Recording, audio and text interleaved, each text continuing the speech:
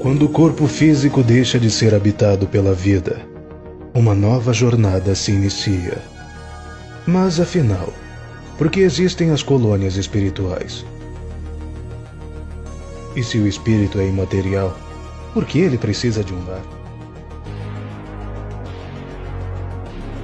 Nas colônias espirituais, os espíritos desencarnados habitam uma realidade num plano ou dimensão espiritual, diversa do mundo físico que conhecemos durante a encarnação. A vida nas colônias espirituais não é limitada pelas mesmas condições físicas e materiais que experimentamos aqui na Terra. Em vez disso, é uma existência mais sutil e adaptada à natureza espiritual do ser. Nas colônias, os espíritos podem interagir, aprender, trabalhar, estudar e conviver em um ambiente espiritualmente enriquecedor. Embora seja difícil compreender completamente essa realidade espiritual enquanto estamos encarnados, e por que o espírito precisaria de um lar se ele é imaterial?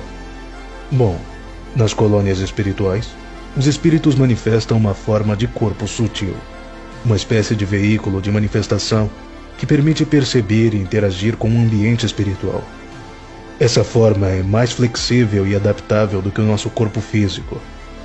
As casas nas colônias espirituais são manifestações do pensamento coletivo dos espíritos que as habitam. Elas são criadas através da força mental e da afinidade vibracional, proporcionando um ambiente adequado para as necessidades e interesses dos espíritos que ali residem.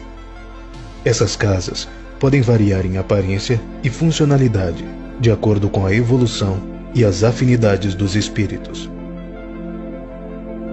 Após uma jornada terrena intensa e por vezes árdua, as almas podem precisar de um período de descanso e reequilíbrio espiritual.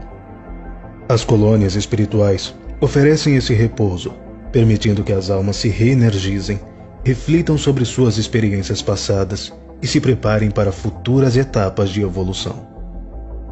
Nas colônias espirituais, as almas têm acesso a conhecimentos avançados sobre a espiritualidade, a natureza do universo e os propósitos da vida.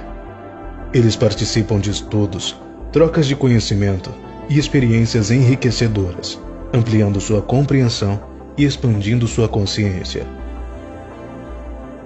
As almas que atingiram um nível de evolução mais elevado têm a oportunidade de contribuir para o progresso de outros espíritos, oferecendo orientação, apoio e amor fraterno. As colônias espirituais também desempenham um papel na preparação das almas para as futuras encarnações. Nesses planos, as almas recebem orientações sobre seus próximos desafios, planejam suas experiências terrenas e estabelecem metas para seu crescimento espiritual. Isso nos leva à pergunta: como é a transição de um espírito desencarnado para uma colônia espiritual? Essa transição pode variar de acordo com as características e necessidades individuais de cada espírito, mas, em geral, há algumas etapas comuns. Após a desencarnação, o espírito é normalmente acolhido por espíritos benfeitores, que o auxiliam e orientam durante a transição. Esses espíritos atuam como guias espirituais e conduzem o espírito para a colônia espiritual mais adequada ao seu estágio evolutivo e às suas necessidades de aprendizado e crescimento. Durante o processo de desencarne, o espírito se desliga gradualmente do corpo físico e é liberado das amarras materiais. Esse pode ser um momento de confusão ou desorientação, mas com a ajuda dos espíritos benfeitores, ele é auxiliado a compreender sua nova condição e a se preparar para a sua chegada à colônia espiritual. Mas o destino de um espírito após a morte do corpo físico depende de uma variedade de fatores, incluindo o nível de desenvolvimento moral e espiritual do espírito, o tipo de vida que levou na Terra e as circunstâncias de sua morte. Alguns espíritos podem ir diretamente para uma colônia espiritual após a morte, especialmente se tiverem alcançado um certo nível de evolução espiritual e se tiverem preparados para essa transição. Esses espíritos podem ser recebidos por entes queridos já desencarnados e são capazes de se adaptar rapidamente à vida no plano espiritual. No entanto, outros espíritos podem encontrar-se em um estado de confusão ou desorientação após a morte. especialmente se a morte foi súbita ou traumática, ou se o espírito estava muito apegado à vida terrestre.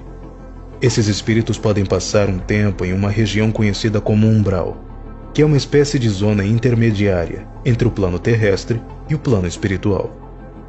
Além disso, espíritos que levaram uma vida de maldade ou crueldade podem se encontrar em regiões inferiores do plano espiritual, que são frequentemente descritas como lugares de trevas e tormento. Acredita-se que esses espíritos permanecerão nessas regiões até que estejam prontos para se arrepender de suas ações e buscar a evolução espiritual. E como a vida nas colônias espirituais se compara com as ideias do céu e inferno, que são comuns em muitas religiões? Uma das principais diferenças entre as ideias de colônias espirituais e as noções tradicionais de céu e inferno reside na forma como elas tratam a jornada do espírito após a morte. Em muitas tradições religiosas, céu e inferno são lugares de recompensa ou punição eterna, baseados nas ações do indivíduo durante sua vida terrena.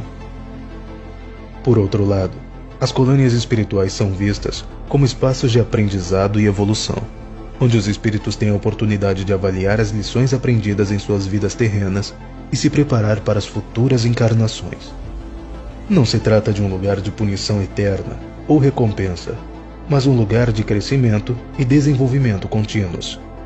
Além disso, nas colônias espirituais, a qualidade da existência de um espírito não é determinada de uma forma dualista, como nas ideias de céu ou inferno, mas sim pelo seu nível de evolução espiritual.